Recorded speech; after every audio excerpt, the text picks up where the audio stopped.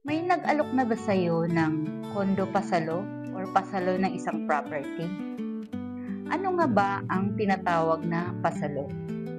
Pag-usapan po natin ang tinatawag nilang kondo pasalo o pasalo ng isang property. But before that, please like and share kung magustuhan niyo po ang topic natin today na kondo pasalo or pasalo.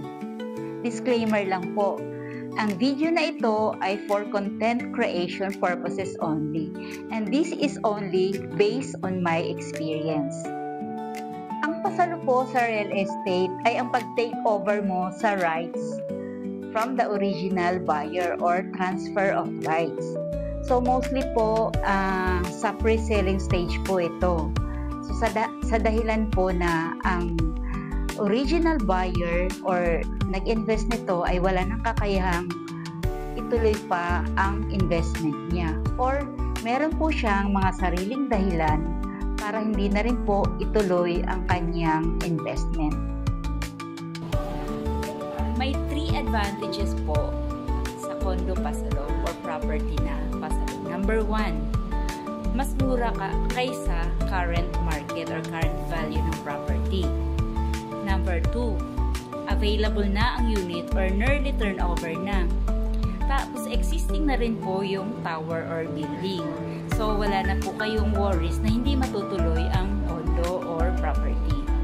Number 3, good location. Makikita nyo na po yung nearby establishment like church, hospitals, schools, or mga malls nearby, or mga transportation areas na accessible dun po sa property na bibilhin nyo as pasalo. May 3 disadvantages din po ang condo pasalo or pasalo. Number 1, additional financial burden or expenses.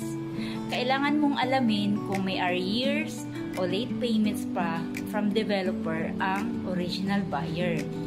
And one more thing, kailangan alamin mo po kung kaya mo bang bayaran ang balance, or pwede ba itong bank financing or kailangan ang cash basis doon sa balance ng property. At isa pa, meron po tayong payment for transfer of rights. So depende po yun sa developer, at alamin nyo rin po kung ang developer ay nag-aalaw ng mga pasalo. So, and depende din po sa location ng property. So, yung rate po ng transfer of rights at other fees or taxes na sa pasalo ay iba-iba din.